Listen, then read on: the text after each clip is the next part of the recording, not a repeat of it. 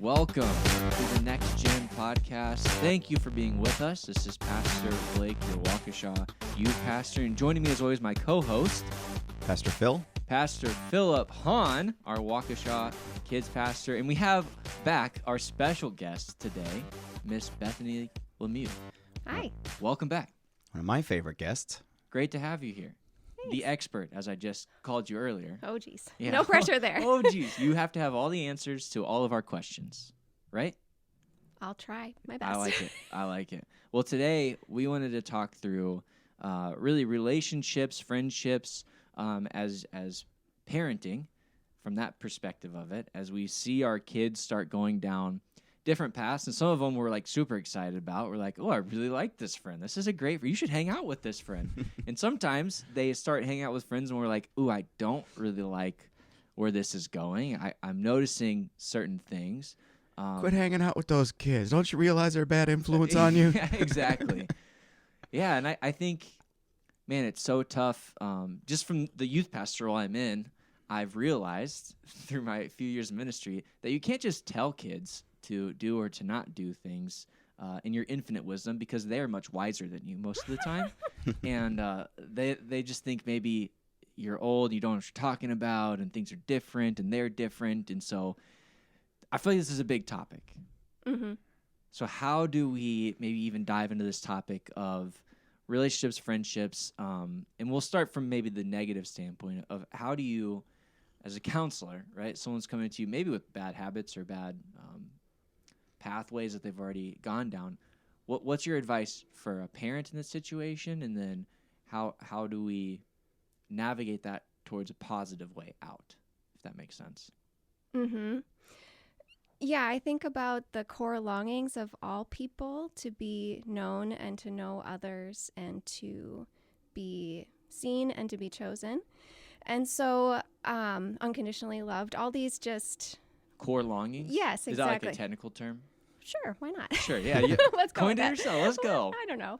But so human being wired in God's image, has these innate ways that they want to connect just as God's a relational God. So in adolescence and in children and in infants and in adults, all of us have these things that we're yearning for. Mm-hmm. And like you said, adolescence is a unique time in the sense that we do have less say and control in what our kids are doing as they're branching out as we would want them to become their own individuals, but then we lose some of the agency over what they're doing. Yeah.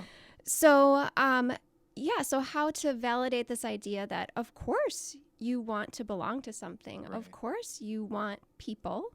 You want to be chosen by people. And so all of us want that. All of us need that. So having that conversation with anyone you would talk to about this, validating that part. And then deciding who are you meeting that need with. Sure. And that's where it gets a little bit more complicated. And especially, if they're at school and you aren't there, you really have very little control over what's happening there. Right.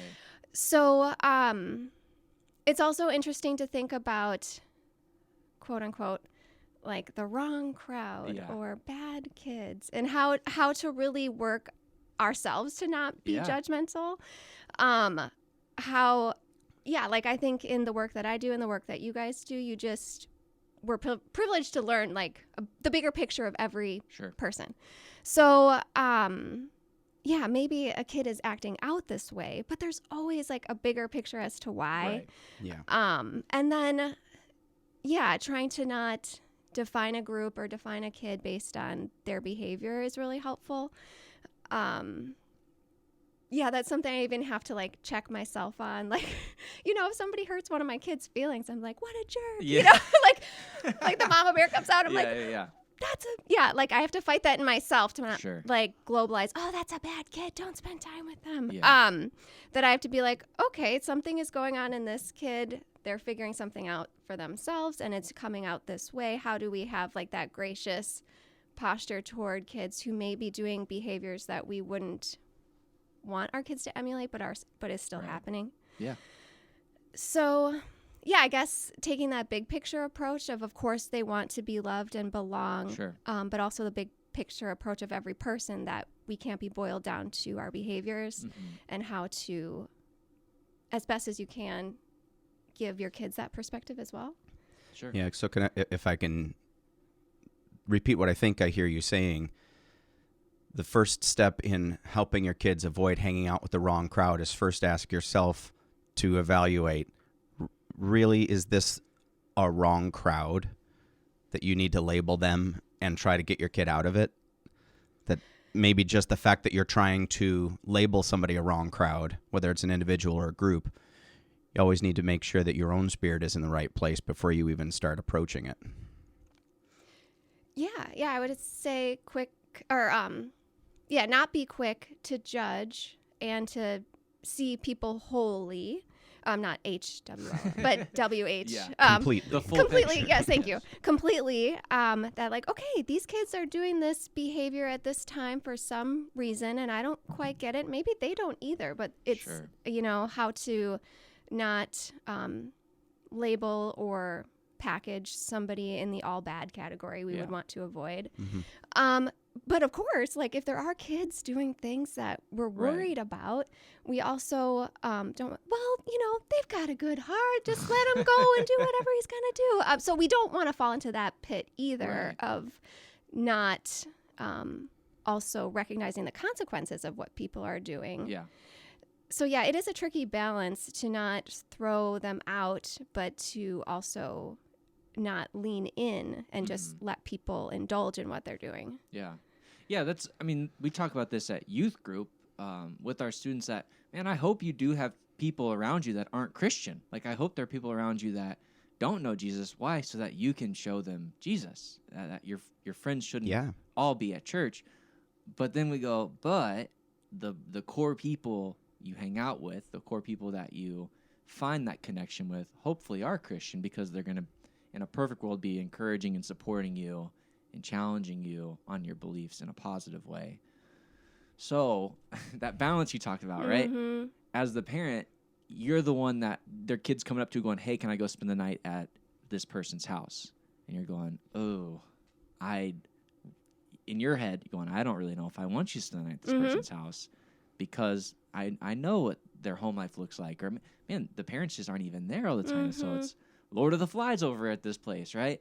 So how do you maybe navigate those situations where you're going, I know this probably isn't a good atmosphere to be a part of. I want you to go be the light of Christ in all the earth and to be salt and light, but I don't want that to be the main influence. And maybe that's the wrong question. Well, I would add another dimension to the same question, and that's when you start seeing your child's or your student's phone calls are allowed. It's all right.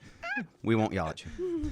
But if you see your student's personality starting to reflect negative traits, and you start to see changes in attitude, you start to see changes in priority, you start to see beliefs starting to rub in the wrong direction, and you realize that there is actually something there that is leading your child down a path that is destructive or harmful. But the same question remains, how do you approach that type of a situation with your student? How do you say, this is a bad influence with, or I don't think that that's a safe place for you to spend the night. I don't think these are the people, they currently have too much influence over you. I'm not asking you to cut them off of your life, but how do you approach that with a student where you either recognize that there's a bad influence, or you're starting to see negative changes in your student? How do you start that approach? Yeah, I think that, again, seeing the big picture, that of course they're working out something. Kids are doing this to meet some needs somehow, that there's a bigger picture here, but then also that we do have some responsibility of protection over them still. And they, probably won't like it. Right. So don't expect them to be like, thanks, Dad, for protecting me from this household. You might get a stomp and a walk away. They might not like being blocked from what feels like their meeting of need of connection and belonging. Yeah. But to use that responsibility you have at this time in a loving way. I appreciated the wording you used about safety. I just don't know if it's safe for you to be there, and I want good for you. And so I have nothing against this kid and nothing against this family, but I just want to protect you in the way that I can at this point still in the kind of that training ground of adolescence. So, yeah, they might not like it, and they'll probably feel blocked. Sure. But, yeah, hopefully in the long run, they'll see the big picture of what you were doing eventually. I feel like that's a hope of parenting. Of like one day, yeah. and that's the cliche, like one day you'll realize when you have kids of your own. But there's probably a lot of truth in that too, right? Of like, as you do mature, as you do start to put yourself in the situations your parents are in, you go, oh, okay, that makes more sense now. Yeah, it comes in time for sure. That. But we don't get that right now. No. So, yeah, I mean, it sounds like what you're saying is sometimes you have to be the parent, and you do have to say no, and you have to be the bad guy. But what I have seen is when you do say no to these certain instances, or even you express your concerns of, hey, I don't know if this is a safe space for you. They go, well, I'm going to go to that space more then. And it's almost like a defiance because you've said no. So how do you handle a situation like that? Yeah, so they're building their autonomy, and they like to think that they are completely independent. Unfortunately for them, they're not yet. Fortunately and unfortunately for them, they're not yet. And kids are capable of sneaking and doing what they want to do to get what they want. So we have to not be naive to the fact. So there might be, if they lose some trust, then we might have to follow up with more restrictions, which, you know, nobody likes to have to do, and the kid won't like to receive it. But also we can't just let them go freely and without any oversight, because, we don't want to err on either side of the indulgence or, we just want to be vigilant ourselves to do what's right from our role. So, being able to withstand the discomfort of them not being satisfied or happy with it. Also, I mean, you can create the environment to say they're welcome here anytime. Yeah. You know, when I'm home, they're welcome here.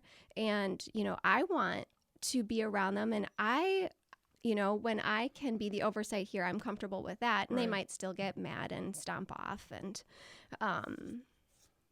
so it's a lot of just holding that. Being able to hold the discomfort of them being unhappy with what you're doing to try to protect them is what parents have to withstand. Yeah. I think that's good general parent advice. Like, you're going to breed some resentment from the heart of an adolescent who wants to be independent and rebellious. I mean, Jesus had to deal with that. God had to deal with that in the Old Testament. A rebellious and stubborn people. And I'm going to tell you, it's going to hurt you, and don't go there. And well, we're going to go there anyway. And then God says, all right, I'll be waiting for you on this other side when you realize this is a bad idea. And so you got to leave yourself a little space as a parent to make sure that you understand. There's no way to avoid your adolescents resenting you for some things.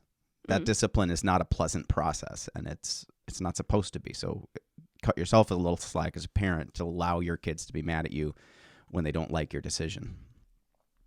Doesn't mean you shouldn't make the hard decisions and protect them. Right. So I have a question for that then, because I think we're all human and we all react probably not in great ways a lot of times. And I know this happens where a parent maybe overreacts or doesn't react in the right way, and it causes resentment in their kid, and it's not for the right reason. Do you know what I mean? Like, you're reacting poorly, and so now your kid's mad at you. But you're using this excuse of like, well, someone has to be the parent here as like a shield to be a jerk almost. Do you know what I'm saying? I've done that. So like, I've lost patience. How do we avoid that, or how do we handle these situations better so that when they are mad, it's because we did it in a loving, caring way, as opposed to just being like, well, that's the way it is, bucko, type of thing. Yeah, when we hit our limits and we're like, okay, I've just had enough of this, and this is just how it's going to be. I think repair will just be necessary sometimes, and we won't get it right every time. And so, eventually, once we collect ourselves, then we can come to repair. Yeah, repair like holes in the wall from punching it, or what are we repairing? If that's how far you've gotten.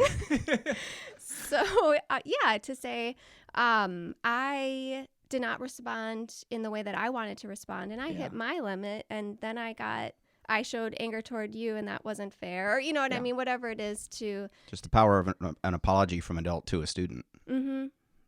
That's potent in the kid's mind for your adult to admit they're wrong and say they're sorry. Mm-hmm. Well, especially, we would want that of them to others, and so we would have to model it sometimes too. It's hard though, right? Mm-hmm. It's hard.